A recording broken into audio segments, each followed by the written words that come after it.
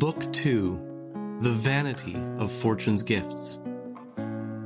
Chapter 1 and Song 1 Summary.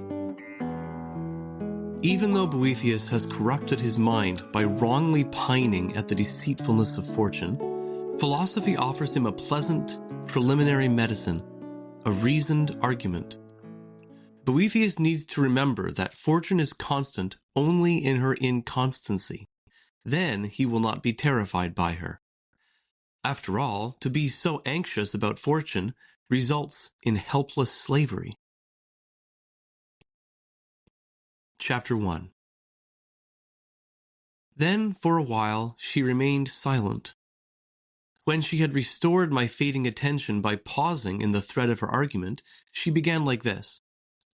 If I have accurately diagnosed the character and causes of your sickness, you are pining with regretful longing for your former fortune. It is the change of this fortune, as your imagination runs wild, that has so corrupted your mind. How well I know the many tricks of that siren fortune, the fatal charm of her pretended friendship with her victims as long as she is scheming to trap them, how she unexpectedly abandons them and leaves them overwhelmed with unendurable grief. Reflect on her nature, character, and worth, and you will soon acknowledge that in her you have neither possessed nor have you lost anything of any value.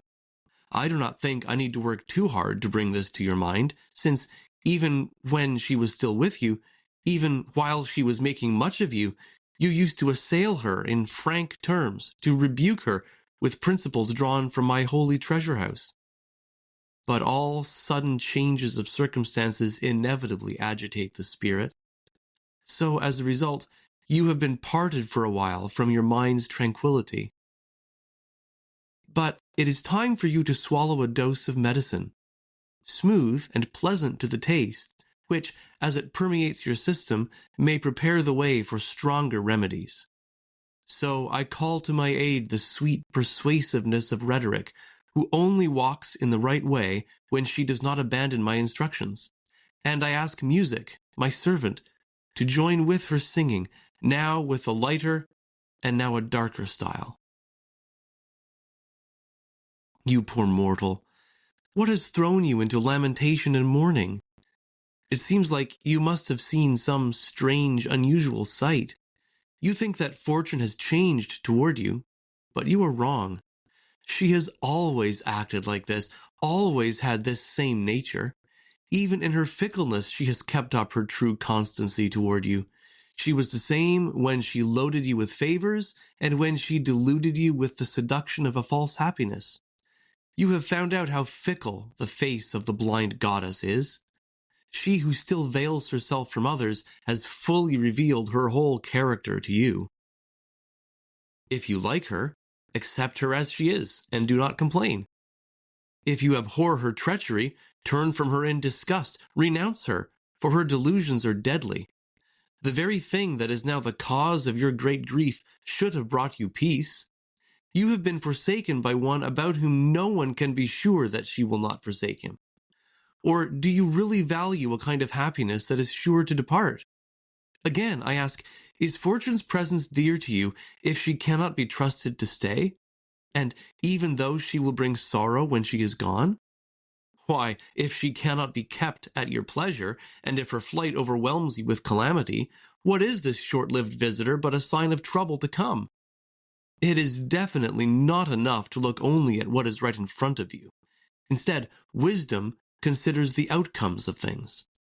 Fortune's fickleness, now helping, now harming, empties her threats of their terror and destroys the value of her gifts.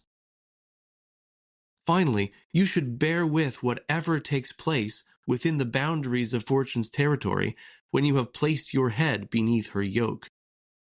But if you wish to impose a law of staying and departing on her whom you have freely chosen as your teacher, are you not acting wrongfully? Are you not embittering by impatience a destiny you cannot alter? If you committed your sails to the winds, you would not voyage where you intended, but wherever the winds drove you. If you entrusted your seed to the fields, you would balance the fruitful years against the barren. You have resigned yourself to the sway of fortune, so you must submit to your teacher's capriciousness. What, are you really trying to stop the wheel from spinning? Oh, most stupid of mortals, if it stands still, it stops being the wheel of fortune. Song 1. Fortune's Malice. Wild fortune sweeps along in haughty pride, uncertain as the rapids' surging tide. Now tramples mighty kings beneath her feet, now sets the conquered in the victor's seat. She shrugs when shrieks a wail of hapless woe, and mocks the griefs that from her mischief flow. Such is her sport.